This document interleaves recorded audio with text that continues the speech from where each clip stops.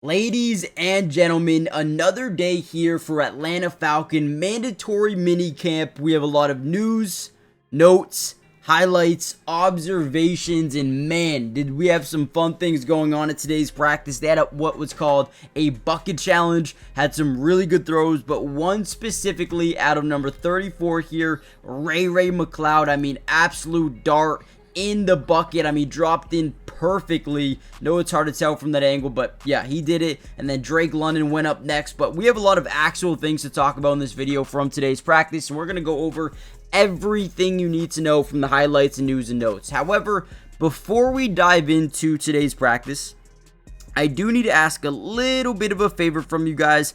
Hit the like button, but go follow all of the Falcons media members on Twitter or X, because without them, these videos just are not possible to make. And again, they do such a good job, work so hard each and every single day to get these videos out for us, to enable us to make the videos. So go give them a follow, use their names at the top of the screen, and let's dive into today's practice.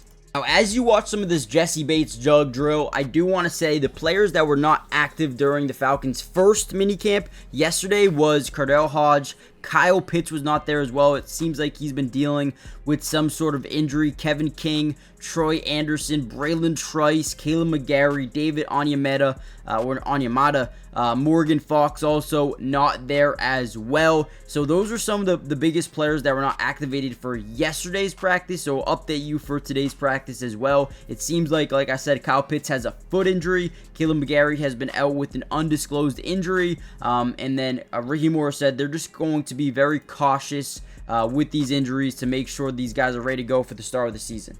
Now, this team and the coaching staff is so excited about this defensive line.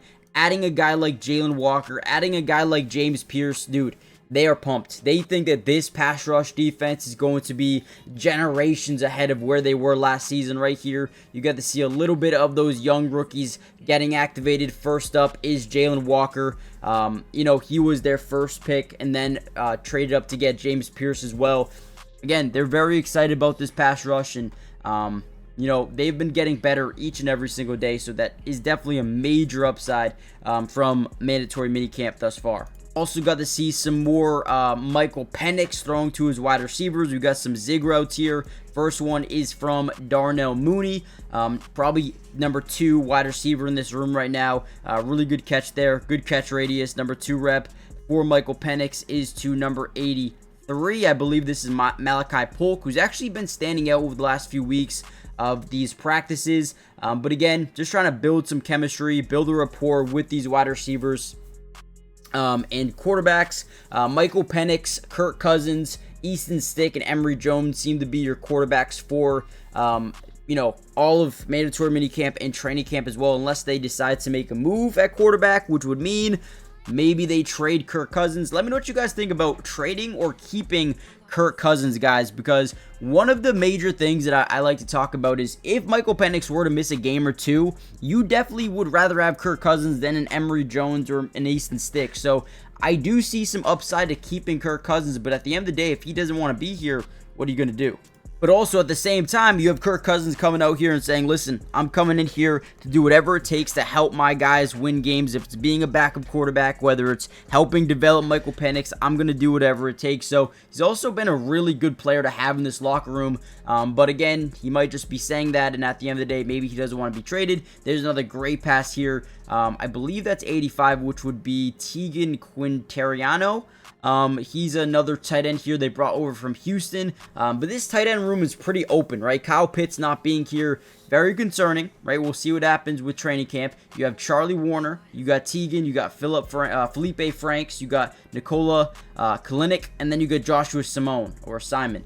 So tight end room is completely open. With no Kyle Pitts here right now, I have no idea who the tight end one is. Maybe it's Warner, maybe it's Tegan, but this is something we need to monitor going forward.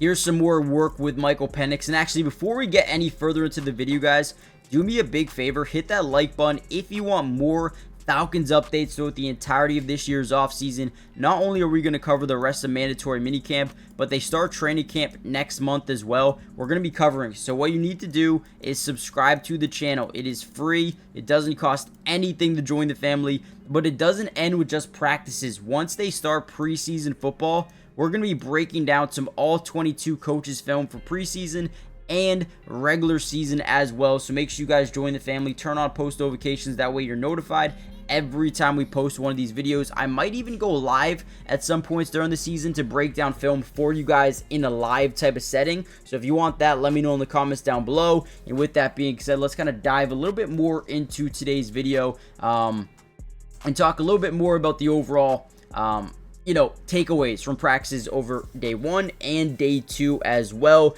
Bijan Robinson looks really good. We see a pass here to Drake London. A little bit of a 9-to-5 action here with Drake London. Seems to be in a really good spot going into this year. His chemistry and the rapport that he has built with Michael Penix thus far throughout this offseason and last offseason has been very, very solid, very, very good. If you guys play fantasy football, I would 150,000% go get Drake London, man. Go get Drake London. He's going to be a focal point, especially if Kyle Pitts is not within this offense over the next couple of months. Here's some more wide receiver work, working on some whip routes here. Acting like you're, slanting over the middle, then boom, cut back to the edge. This is really good for man-to-man coverage in that red area with maybe a one high safety look. This is where, quarterbacks and wide receivers make a lot of their bread. These quick whip routes got to be very precise, got to have really good touch on the football, and you got to lead them to the outside shoulder, right? Great job here by Michael Penix. That one's a little bit behind. Drake London had to adjust, but this next rep here to Ray McLeod was a lot better. By Michael Penix. I wish I could see how Kirk Cousins was doing on the other side, but love this rep right here. Great placement of that football, only where his wide receiver can go up and get it.